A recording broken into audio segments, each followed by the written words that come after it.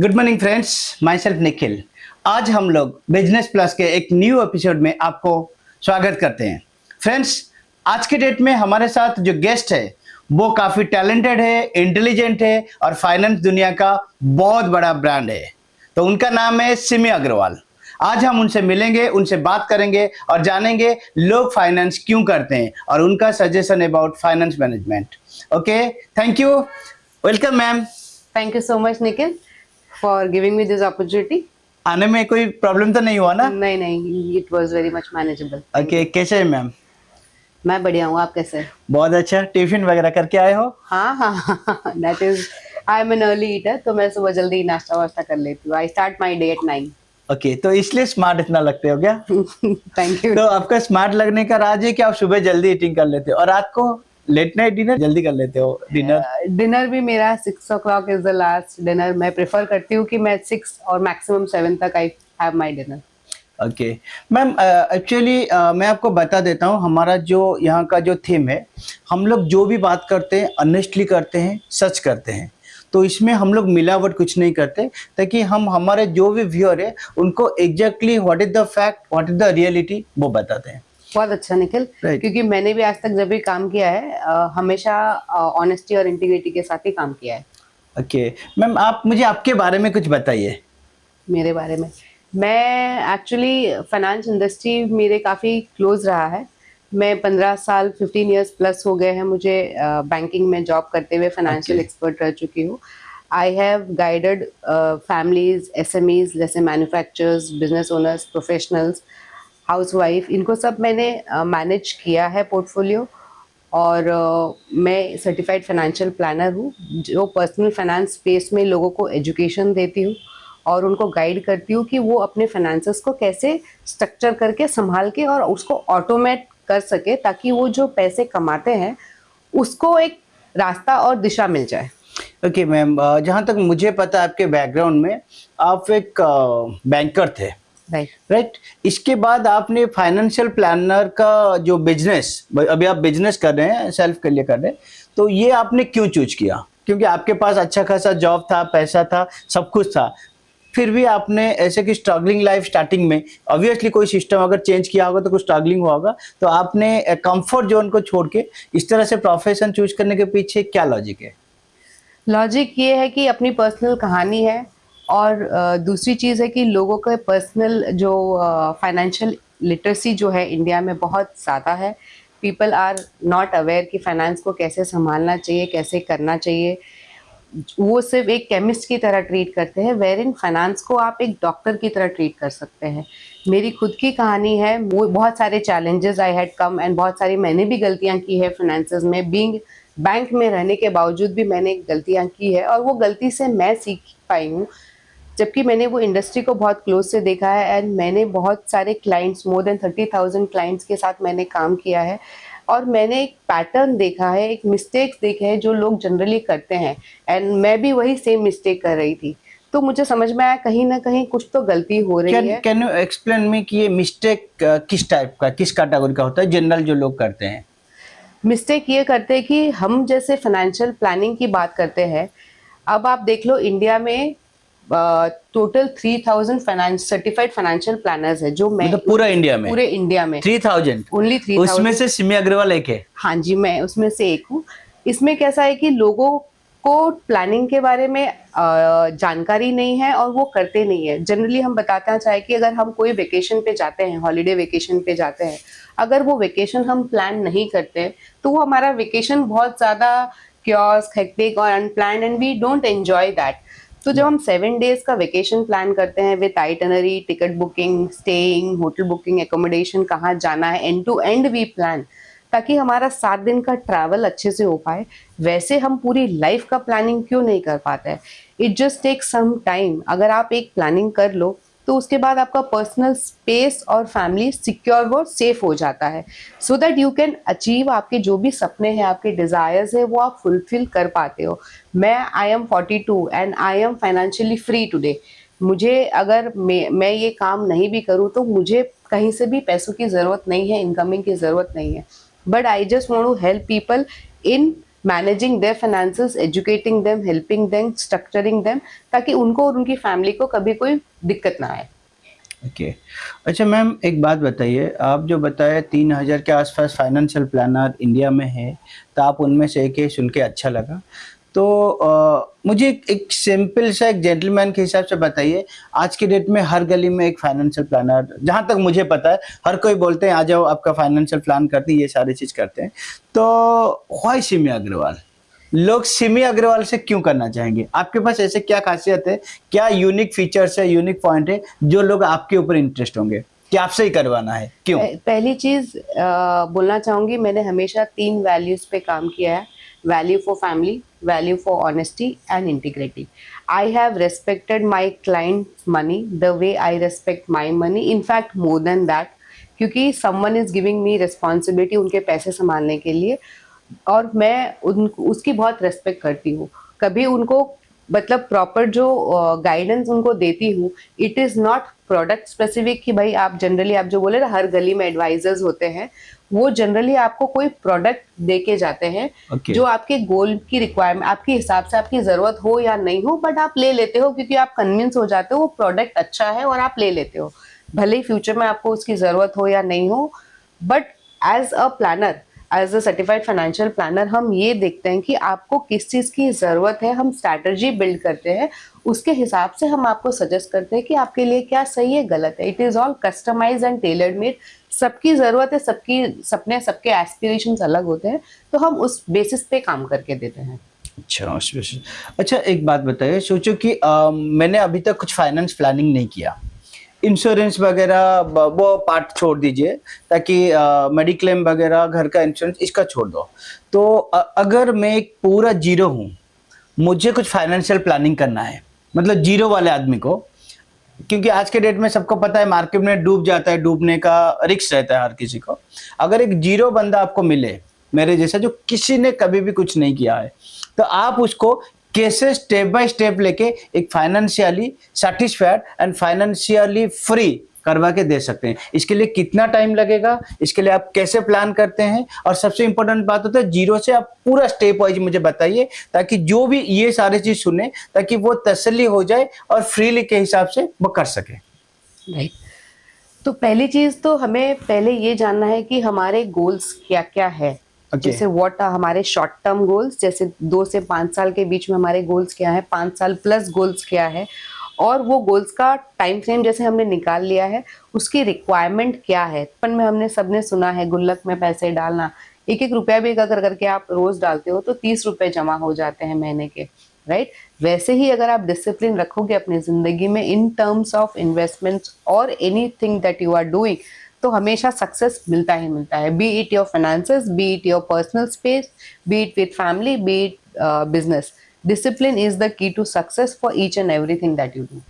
Okay ma'am, सोचो मैं बता रहा हूँ, अगर आप मेरे बारे में जानना चाहते हैं तो सोचो आज से 5 इयर्स बाद मैं एक स्मूथली मंथली इनकम 2 लाख चाहता हूँ, मतलब कुछ ना करूँ तो, क्योंकि 2 लाख 2.5 लाख तक अगर आ जाए, मुझे मंथली आ जाए स्मूथली, तो ताकि मैं नेक्स्ट 5 इयर्स में, तो मैं आराम से, मेरा क्योंकि मेरा प्लानिंग है कि मेरा बिजनेस का रिटायरमेंट मैं लेना चाहता हूँ 2030।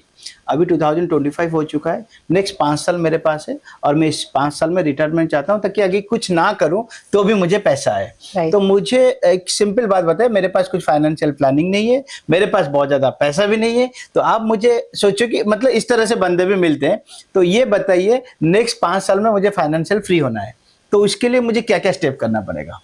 स्टेप 1 से लेके एक स्टेप आप मुझे पूरा क्लैरिफाई कीजिए, पहला क्या करना पड़ेगा? अच्छा, as a Nikhil as a individual बताओ या as a Nikhil as a individual बजाय इंडिविजुअल चाहिए। अच्छा, निखिल एज 2.5 से 3 लाख मुझे 2030 से हर मंथ चाहिए। ठीक है, 2.5 से 3 लाख के लिए, उसके लिए कैलकुलेशन करना पड़ेगा आपके। 2.5 से 3 लाख पहली चीज़ है कि फ्यूचर वैल्यू उसकी 5 साल के बाद क्या होगी, क्योंकि आज के हिसाब से 2.5 साल है, तो हमें उसमें इन्फ्लेशन ऐड करके क्या वैल्यू आएगी वो हमें कैलकुलेट करना पड़ेगा।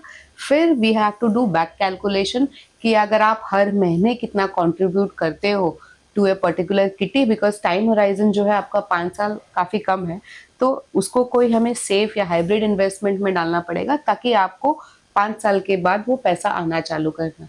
यही अगर आपका गोल 10 साल होता तो आप थोड़ा कम इन्वेस्ट करके भी, थोड़ा कम डिसिप्लिन, थोड़ा अमाउंट कम इन्वेस्ट करते हुए भी आप उसको इजीली अचीव कर पाओगे। तो जितना आपका टाइम होराइजन कम है उसमें आपका एसेट एलोकेशन अब एवरेज कितना इन्वेस्ट करना पड़ेगा मंथली? वो देखिए, it is tailor made. Again I have to calculate that, as I said numbers are there, nothing की ये कोई स्कीम नहीं है कि आप एक डालो तो 2 हो गया, ऐसा कुछ भी नहीं है। ये पूरा कैलकुलेशन पे डिपेंड करता है and we do the entire calculation for it. Okay, तो इसका मतलब आप सीधा एक बात बोलते हो, कोई भी बंदा आपके सामने आता है तो पहले उनका आप फाइनेंशियल कैलकुलेशन करते हो, उसका गोल क्या है आप देखते हो, कितना टाइम फ्रेम में वो देखते हो, उसके हिसाब से प्रेजेंटली उसका फाइनेंशियल स्टेटस क्या है वो देखते हैं। Exactly. तो एग्जैक्टली 5 या 10 साल के बाद उसको क्या चाहिए, मंथली बेसिस में चाहिए या इकट्ठा किसी के शादी के लिए चाहिए, जो जो ऑर्डर में भी चाहिए, तो वो रिक्वायरमेंट्स का आप प्लान करते हो, उसके बाद आप करते हैं। Right. अच्छा, एक बात बताइए, जो आज के डेट में शेयर मार्केट में जो मैं देख रहा हूँ, तो सुबह लगाओ तो शाम को पैसा आ जाता है, 1%, 2%, 3%, 5%, पर डे 2-3%।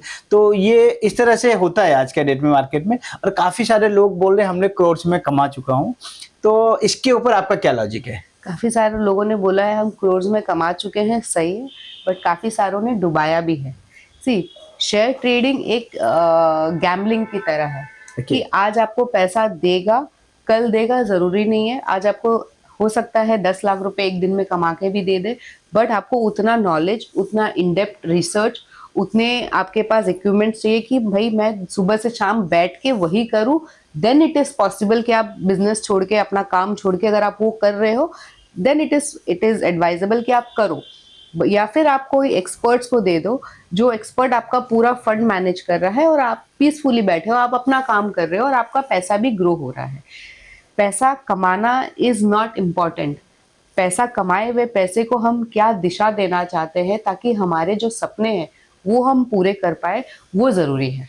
उसके पहले ज़रूरी है कि हम अपने परिवार को कैसे सुरक्षित कर पाए। बहुत सारे बिजनेसमैन मुझे जनरली बोलते हैं कि मेरा बिजनेस मुझे 40% रिटर्न दे रहा है, 50% रिटर्न दे रहा है, मैं कहीं और क्यों इन्वेस्ट करूं। राइट। तो मेरा एक ही बोलना है कि भाई बिजनेस आपका चल रहा है, आई अंडरस्टैंड, एक रिस्क है, ये आपको भी पता है, मुझे भी पता है, बिजनेस एक रिस्क है। वो कभी कल बढ़ भी सकता है, कभी कम भी सकता है, क्योंकि बिजनेस ओनर्स का सबसे बड़ा रिस्क होता है उनका इनकम जो होता है, इरेगुलर इनकम होता है, उसमें कोई रेगुलरिटी नहीं होती है।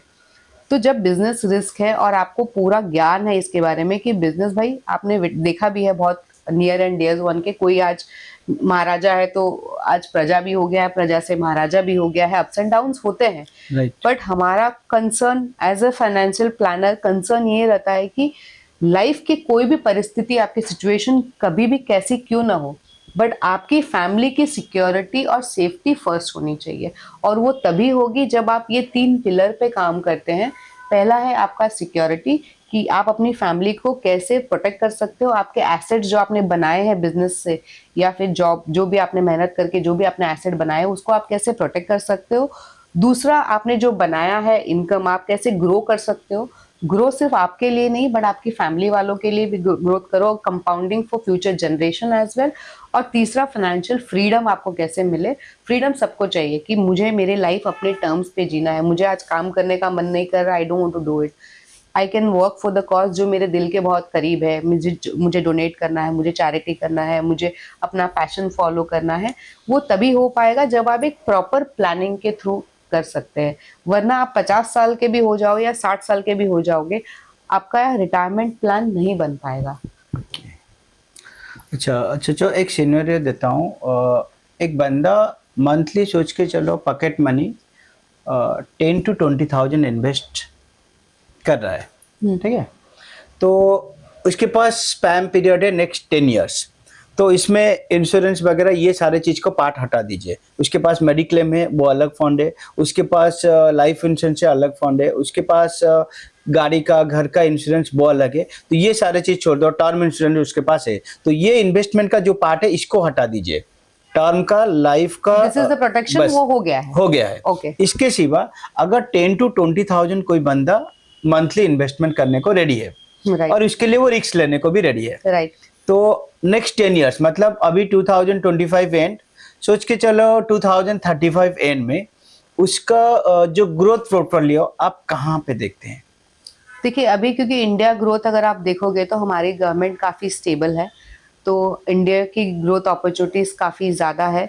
तो इक्विटी इज़ द 10 साल का अगर होराइज़न आप मुझे देते हो, तो I will look into equity exposure में वो कर सकते हैं, जहाँ पे बहुत सारे फंड्स हैं जो मैनेज कर रहे हैं एक्सपर्ट्स, तो उसमें कर सकते हैं। और आप बोल रहे हो अभी इनिशियली वो 10 to 20,000 कर सकते हैं, बट हर न्यू कमर को मैं ये रेकमेंड करती हूँ कि आप जब भी कोई इन्वेस्टमेंट्स करते हो उसको हर साल आप इंक्रीमेंट करो। जैसे Okay. आपका इनकम इंक्रीमेंट होता है by 7 year, 10, 12, 14 whatever percentage, the same amount at least 10% आपका इन्वेस्टमेंट्स पर भी जो डिसिप्लिनली कर रहे हो, तो आप उसको हर साल इंक्रीमेंट करोगे, तो आपको एक मैजिक फिगर, आपको एक अनइमेजिनेबल फिगर जो कंपाउंड होगा, आपको वो मिलता है। एग्जैक्टली कितना तक फिगर सोच के चल आपके हिसाब से? अगर मैं 10,000 फर्स्ट ईयर, तो ये हो गया 1,20,000। Right. नेक्स्ट ईयर को 11,000, नेक्स्ट 12, 13 करके 20,000 तक हमने उसको कैलकुलेट किया। करीबन 1 करोड़ से ज्यादा मिलेगा। 1 करोड़ के आसपास। ज्यादा मिलेगा। अगर मैं एग्जांपल दे रही हूँ, छोटा कोई नया बंदा फर्स्ट जॉब चालू कर रहा है, even the person tries to save 2,000 per month, तो अगर वो बाय द टाइम ही रीचेस 20-25 ईयर्स के बाद भी अगर वो देख लेना, उनका एक 50-60 लाख का कॉर्पस जमा हो जाता है with just 2,000 rupees per month. तो Okay. अगर आप 10,000 कर रहे हो तो वो काफी ग्रो हो जाता है, हाँ, तो मतलब अगर देखा नियर जाए अबाउट 1 करोड़ तक पहुंच जाएगा। तो मतलब आप सीधा सीधा कहना चाहते हो अगर 10,000 रुपया कोई इन्वेस्ट करता है मंथली आप और एवरी ईयर 10% इंक्रीमेंट करता है, तो अप्रोक्सीमेटली उसका हो जाता है 20 लाख के आसपास इन्वेस्टमेंट ज्यादा होता है। एक इन्वेस्टमेंट होता है, right. इन्वेस्टमेंट हो जाता है 20 लाख के आसपास, और आप उसके आउटपुट देखते हो कि 10 साल में वो 1 करोड़ के ऊपर उसका Yes, fund value, yes, approximately fund yes. Value. तो ये सिंपल सी बात होता है, आप कहना चाहते हो एसआईपी में करो, कंस्टेंटली करो, विथ ग्रोइंग के हिसाब से करो, चाहे मार्केट कुछ भी हो, और you will get the best benefits. Yes, and you should always have an expert guidance, because हमें तो गूगल में मिल जाता है, हम गूगल कर सकते हैं भाई कौन सा फंड अच्छा कर रहा है। हाँ. So what is good for you, जो निखिल के लिए अच्छा है जरूरी नहीं है वो मेरे लिए अच्छा Right, है। हाँ. क्योंकि निखिल की जरूरतें अलग है, मेरी जरूरतें अलग है, निखिल के रिस्क और ये मैंने बोला रिस्क के हिसाब से बोला है। एग्जैक्टली, हाँ, रिस्क तो लेने के लिए। सबके रिस्क एपिटाइट अलग होते हैं, तो उस हिसाब से what is good for you जरूरी नहीं है वो गुड मेरे लिए हो सकता है। तो आप एक एक्सपर्ट के साथ अगर जाते हो, that is where we achieve that gap जो हम करते हैं ना, डिसिप्लिन। अभी जनरली हम योगा करते हैं या फिर Right. जिम जाते हैं, कोई भी चीज हम अगर करना चाहते हैं, जब तक हमारे साथ एक्सपर्ट रहते हैं तब हम उसको कंटिन्यू कर पाते हैं, हमें वो पुश करते हैं करने के लिए, तभी हम एक सक्सेस देख पाते हैं। हमें 6 पैक बनाना है या फिर मेंटल स्टेबिलिटी चाहिए, तो जब तक हमारे साथ एक्सपर्ट नहीं रहेंगे, हम जैसे चाहते हैं उसको हम अचीव नहीं कर पाएंगे, थोड़ा डिफिकल्ट हो जाता है। ओके, तो डोंट माइंड कुछ पर्सनल क्वेश्चन पूछ सकता हूँ आपको? आप पिछले 15 साल से फाइनेंशियल मार्केट में हैं, तो 15 ईयर्स से काफ़ी सारे क्लाइंट को डील किया होगा। ओके, तो आप मुझे बता सकते हैं ये 15 साल में आपका जो इन्वेस्टमेंट कुछ लोगों ने किया होगा, तो 10 साल से पहले जो इन्वेस्टमेंट किया होगा, आज कितना इन्वेस्ट किया था, आज उनका फंड वैल्यू कितना तक दिखा रहा है? इस मैं तरह किसी से और का तो नहीं बता सकती, मैं क्लाइंट का ऑब्वियसली कॉन्फिडेंशियल रहता है। नहीं, वो क्लाइंट का नाम वगैरह वैसे कुछ नहीं चाहिए हमें। I will give an example, I will give you my example. Okay, today अगर if I am financially free at 42, it's only because क्योंकि मैंने डिसिप्लिनरी इन्वेस्टमेंट किया है और मैंने अपना प्लानिंग किया है, थोड़ा थोड़ा करके, नॉट मच। अगर मैं सोचती कि मुझे फाइनेंशियल फ्रीडम के लिए मुझे इतना चाहिए और मैं सोचती 1 करोड़ रुपए, 4 crore, 5 crore, it was difficult कि अचीव करना, बट यस, मैंने उसको डिसिप्लिन वे में थोड़ा थोड़ा करके, और जैसे मैंने बताया स्टेप अप किया, कहीं से बोनस आया तो मैंने उस पे ऐड किया। Wherever you get extra money apart from your income या एक्सपेंसेस, तो वैसे मैंने चालू किया तो वो हो गया। और दूसरी चीज़ है कि बजटिंग करना बहुत ज़रूरी है। हम जनरली बोलते हैं पैसा बचता ही नहीं है, तो मैं कैसे बचाऊं, सेव कैसे करूं, सारा तो खर्च हो जाता है। It is all mindset. जब तक आप सोचोगे नहीं कि मुझे इतना करना है, तब तक आप कभी नहीं कर पाओगे। Right. आप पहले बजटिंग करो और फिर निकालो कि this is where I want to spend, और उसके हिसाब से आप कर सकते हो। और मेरा अगर आप पोर्टफोलियो दूं तो over a period it has grown to more than 200-300%, and that उसी ने मुझे हेल्प किया है मेरे फाइनेंशियल फ्रीडम के लिए। तो मतलब आपने इन्वेस्टमेंट कब स्टार्ट कर दिया था खुद के लिए? मैंने honestly 2013 was the first investment when I did, और जो मैं बोल रही हूँ ना सेविंग फर्स्ट, 2013 में किया, 14 में मोदी जी आए, तभी फिर रॉकेट जैसा हो गया मार्केट, इसलिए आपका ग्रोथ काफी अच्छा है। क्योंकि आई थिंक सो 2009-10 के आसपास मार्केट काफी नीचे गया था। राइट। Right. मार्केट का एक साइकिल होता है। Okay. मार्केट अगर आप हिस्ट्री देखोगे तो मार्केट हैज अ साइकिल, तो वो ऊपर जाता है, नीचे जाता है, और वो ऑब्वियसली ऊपर नीचे जाके स्टेबल होने के बावजूद भी इट इज गोइंग स्टीप, वो बढ़ ही रहा है। Okay. आप 15 साल, 20 साल, 50 साल का भी हिस्ट्री अगर निकाल के देख लोगे तो क्रैश होता है। आई am not denying for the fact, but if you, अगर आप लंबे टाइम के लिए पेशेंस के साथ अगर इन्वेस्ट करते हो तो आपको रिजल्ट आता पिछले है। 10 साल से काफी मार्केट बढ़ गया है, मतलब मैंने 10 साल पहले देखा है, अभी देखा है, काफी अच्छा ग्रोथ है अभी। Yes. मतलब मुझे लग रहा है सेंसेक्स 1 लाख पॉइंट को 2026 तक बाय एंड हो जाएगा। हाँ, क्योंकि गवर्नमेंट, वो जैसे मैंने बताया, गवर्नमेंट स्टेबल है, इंडिया की growth story is also very stable, infrastructure stable है। कुछ जियोपॉलिटिकल रीजंस के कारण अगर इफेक्ट आता है तो उतना ज्यादा हैम्पर नहीं करने के चांसेस है, but yes still we have to continue investment and बोला जैसे मैंने। अच्छा, अच्छा, आपने ये जो फाइनेंशियल प्लानर ये कब स्टार्ट किया आपने? पहले तो बैंकर थे, मतलब एग्जैक्टली फाइनेंशियल प्लानिंग जो कर रहे हैं, इन्वेस्टमेंट करते हैं, तो ये आपने कौन से ईयर में स्टार्ट किया? ये मैंने 2024 लास्ट ईयर से मैंने एक्चुअली स्टार्ट किया है, but I was preparing for that, पहले से मैंने प्रिपेयर कर रही थी उसके लिए। ओके। बट जो कंपनी फॉर्मेशन जो बोलते हैं वो मैंने लास्ट ईयर से स्टार्ट किया है 2024। एक साल में क्लाइंट बेस कितना अच्छा बना लिया है? एक साल में क्लाइंट बेस टचवुड बन गए हैं। More than client I look at families, जो मैं कितने फैमिलीज को हेल्प एंड सपोर्ट कर सकती हूँ वो मैं करती हूँ। तो फिर भी अप्रोक्सीमेटली अभी तक आप बोल सकते हो मेरे पास 100+ क्लाइंट्स है। क्या बात कर रहे हैं? यस। आते टाइम रास्ते में किसने पकड़ा तो नहीं ना? नहीं।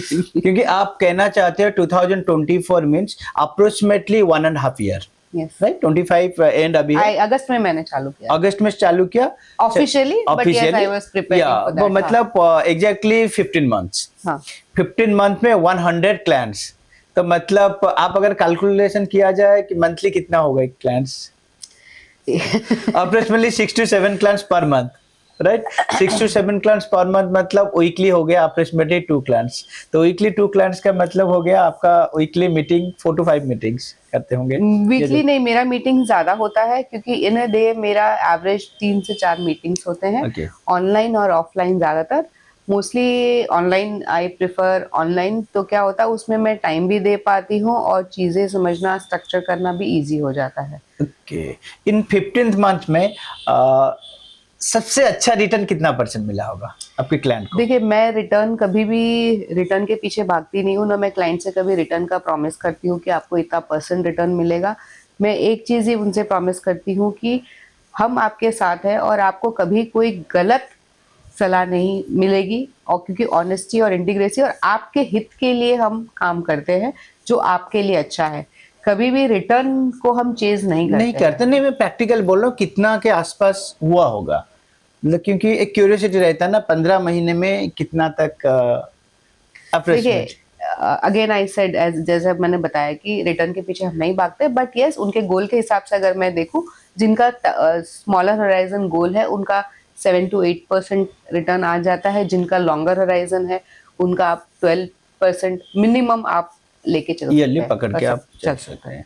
चलो, अच्छा मैम, आप इन बिटवीन में जब बैंकिंग में थे काफी सारे आपको रिवॉर्ड्स वगैरह मिला होगा, तो उसके बारे में आप बताइए कि सबसे खुश कब हुए थे रिवॉर्ड्स लेके? सबसे अच्छा अवार्ड कब मिला था आपको? सबसे अच्छा, हर अवार्ड ही अच्छा होता है, बिकॉज आप जब मेहनत करते हो वो आपको अप्रिशिएट मिलता है। सबसे अच्छा अवार्ड ऐसा you can not differentiate that, because मुझे अवार्ड्स तो हर साल, हर ईयर में मुझे मिलता है, एंड हर साल मैं टॉप परफॉर्मर भी रही हूँ एचडीएफसी बैंक में। जो आप एचडीएफसी बैंक में थे? एचडीएफसी बैंक में मैं थी, मुंबई में मैंने काम किया हुआ है, कैलकाटा में, उड़ीसा में भी I was working as a branch manager. मतलब same bank? Same HDFC bank. Okay, तो इसमें से आपने काम किया हुआ है। इसमें अवार्ड आपको कितना मिला होगा एचडीएफसी में? 25+ अवार्ड्स है मेरे पास। कितने साल आपने काम किया? मैंने 2013 से लेके 2024 तक। 2013 से 2024, इसका मतलब होता है 11 इयर्स में 25 अवार्ड्स। अच्छा, वो आवर्स भी हम देख सकते हैं? हाँ हाँ, आप कभी क्योंकि मेरे देखो ऑफिस आइए। मैंने आपको क्या कहा कि हम जो भी बताते हैं लॉजिकली, ऑथेंटिकली, ऑनेस्टी बताते हैं। राइट। तो अगर आपने 11 साल में 25 आवर्स ले चुके हो, बैंक वालों ने आपको ऐसे ही छोड़ दिया? देखिए, क्योंकि देखो एक्चुअली बात होता है, लोगों के पास काम नहीं है, एक ऑप्शन था। दूसरा ऑप्शन था कि काम है लायक नहीं है। जो काम कर रहे हैं वो काम के लायक नहीं है, और तीसरी बात होता है जो है वो कुछ काम के नहीं है। हाँ, ऐसे दोनों मैंने सुना चीजें था अभी। सेम ही है। हाँ, ठीक है। तो इसी वजह से, तो मेरे हिसाब से आप अगर इतने अच्छे थे तो बैंक वालों ने जब भी आपको छोड़ा तो फिर हिचकिच वगैरह ऐसे इस तरह से हुआ होगा, या छोड़ दिया ठीक है देखिए, आप जाओ? हर एक चीज होता ही है, बट आपको डिसाइड करना है आपको चाहिए क्या लाइफ में। ओके। और जैसे मैंने बोला ना, इंटेंशन अगर आपका सही हो कि आप क्यों कर रहे हो और कैसे कर रहे हो। ऑब्वियसली आप जो बोले बैंक वालों ने आपको ऐसे ही छोड़ दिया, तो मेरा इंटेंशन क्लियर था कि मैं क्या करना चाहती हूँ, और ओके। इंटेंशन उनको भी पता चला कि मैं क्या करना चाहती हूँ। तो ऑब्वियसली कोई भी अगर ग्रो करना चाहता है तो कोई किसी को पुल नहीं करेगा। तो मेरे बॉसेस ने भी मुझे सपोर्ट किया, तो मेरा intention was very clear that I want to help people. Okay, तो आपके फ्यूचर प्लानिंग क्या है? फ्यूचर प्लानिंग ये है कि लोगों का प्लानिंग करूँ, कितने लोगों का? एटलीस्ट कम से कम या ज़्यादा से ज़्यादा जितना मैं पहुंच पाऊँ लोगों तक, बिकॉज सबकी अपनी लिमिटेशंस होती है, and I am not camera savvy person. Social media और ये सब से हमेशा से मैं दूर रही हूँ। तो मेरे लिए जितना ज़्यादा मैक्सिमम लोगों के पास मैं रीच कर सकती हूँ टू क्रिएट दैट अवेयरनेस, मैं वो कोशिश कर रही हूँ। ओके, तो ये सारी चीज़ अच्छा है। जैसे कि हमने बात करते हैं purely business, it's not a charitable trust, तो बिजनेस है। तो ये बिजनेस में आप किस तरह से चार्जेस लेते हैं, चार्ज करते हैं? क्योंकि देखो हर चीज़ का कोई प्यार रहता है, पे करना पड़ता है। ऐसे तो नहीं कि हर चीज़ फ्री में करते हैं। तो इस हिसाब से आप किस तरह से, मतलब मैं कंसल्टेंसी करती हूँ बेसिकली लोगों को, क्योंकि मुझे क्या है, इन डेप्थ जाना पड़ता है, समझना पड़ता है। कितने क्लाइंट का टारगेट है आपका? मतलब कितने फैमिली को आप खुश करना चाहते हैं? जितना मैं पहुंच सकती हूँ इंडिया में या दुनिया में? दुनिया में। Even NRIs are my client. Okay, even NRIs are my कौन कौन क्लाइंट। से कंट्री में आपके क्लाइंट है? अगर मेरे क्लाइंट्स है ऑस्ट्रेलिया में है, यूएई में, सऊदी में, यूएई में है, और यूएस में है, यूके में है, कनाडा में है। सऊदी वालों के पास ज्यादा पैसा होता है? ऐसा पैसा, इट इज नॉट अबाउट पैसा, इट इज अबाउट माइंडसेट। जैसे मैंने बताया ना, इंडिया में सिर्फ 3000 सर्टिफाइड फाइनेंशियल प्लानर्स है, तो लोगों को इसके बारे में जानकारी नहीं है। Yes, eventually we are trying to educate people. Okay, आप जो बाहर के क्लाइंट है उनके साथ कैसे डील करते हैं? ऑनलाइन में डील करते हैं? ऑनलाइन। या मतलब उनको अभी तक फिजिकली आपने नहीं देखा होगा? देखा है, बट ऑनलाइन। ऑनलाइन में देखा है, मतलब फिजिकली नहीं देखा? फिजिकली मैंने अपने करियर में तो देखा ही है उनको, कभी न कभी तो ये आप एग्जैक्टली कहना चाहते हो, आप अभी जिसका भी प्लानिंग कर रहे हो वो सारे आपके नोन पर्सन है? बैक नोन भी है, अननोन भी है, अननोन है, बिकॉज रेफरेंस से काफी क्लाइंट्स आते हैं। तो मतलब वही सर्कल में आते हैं। तो ऐसे आपने कोई क्लाइंट को डील किया है जिसको अभी तक आपने उसके शक्ल नहीं देखा है, ऑनलाइन में कांटेक्ट हुआ है और आप डील कर रहे हैं? हाँ जी। अच्छा, I am doing that also, because reference से जो क्लाइंट्स आते हैं तो उनको तो मैं जानती नहीं, रेफरेंस नहीं, डायरेक्टली बोल रहा हूँ। हाँ, डायरेक्टली ऑनलाइन से भी रीच होके आते हैं, बिकॉज कुछ लोग अगर सर्टिफाइड फाइनेंशियल प्लानर्स ढूंढते हैं इन इंडिया में, उसमें मेरा नाम आता है तो वो कांटेक्ट करते हैं मुझे। अच्छा, गूगल में सर्च करने से आपको ऑनलाइन में आ जाता है? हाँ जी। अगर एफपीएस भी हमारा जो स्टैंडर्ड बोर्ड है, अगर आप उसमें देखोगे सर्टिफाइड फाइनेंशियल प्लानर कौन कौन है, कौन सी सिटी में है, तो आपको उसमें भुवनेश्वर में मेरा नाम आएगा। ओके, भुवनेश्वर में फाइनेंशियल प्लानर यूनिवर्सिटी में आपके नाम आएगा। हाँ जी। तो इस हिसाब से आप प्लान करते हो तो ताकि हो जाता है। अच्छा मैम, आपने बताया है 11 साल के बैंकिंग कैरियर में 30,000 क्लाइंट से आपने डील किया है। 30,000 person is not a joke, बहुत बड़ा नंबर है। yes, तो फिर आपने अभी का जो प्लानिंग किया है, क्या आप चाहते हो कि उससे आपका रिकॉर्ड बढ़ जाए या फिर इन बिटवीन में आपका क्या प्लान है? देखिए, मेरा कोई इरादा रिकॉर्ड तोड़ने का तो है नहीं। नहीं, खुद का रिकॉर्ड तोड़ने की बात कर रहा हूँ मैं किसी और का नहीं। नहीं, रिकॉर्ड तो ऑब्वियसली इट इज लाइक, मैंने जैसे बोला, जितने ज्यादा लोगों तक आई कैन रीच और वो अवेयरनेस क्रिएट कर सकती हूँ, उतना बेटर उनके लिए है। तो ऐसा कोई टारगेट नहीं है कि मुझे 30,000 का रिकॉर्ड तोड़ना है, but yes, I want to reach maximum number of people, ताकि लोगों को उसके बारे में जानकारी हो कि क्या सही है और क्या गलत है। ओके, चलो बहुत अच्छा लगा आपसे बात करके। मुझे और भी। कुछ आप जैसे कि न्यूली इन्वेस्टर को अगर कुछ आप सजेशन देना चाहोगे तो आप दे सकते हैं आपके हिसाब से। मैं as a new investor when I started my job first, तो मम्मी मुझे बोलती थी बेटा पैसा जमा कर। तो मेरा एक ही स्टेटमेंट आता था, मम्मी क्या करना है पैसे जमा करके, खाओ पियो ऐश करो। सीरियसली आप मतलब ये स्टेटमेंट मम्मी आज भी मुझे बोलती है, देखो कब से बोला था पैसे जमा करने के लिए। तो वो एक टाइम होता है, अगर वो टाइम में भी मैंने 1000-2000 करके भी सेव कर लिया होता तो शायद आज मेरे पास अच्छा वेल्थ हो जाता। जो मैंने खर्च किया है obviously I am happy for that, I am not denying, but even a small penny आज मैं शायद सोसाइटी के लिए कुछ अच्छा कर पाती या अपने लिए मेरा फाइनेंशियल फ्रीडम और जल्दी मैं कर पाती।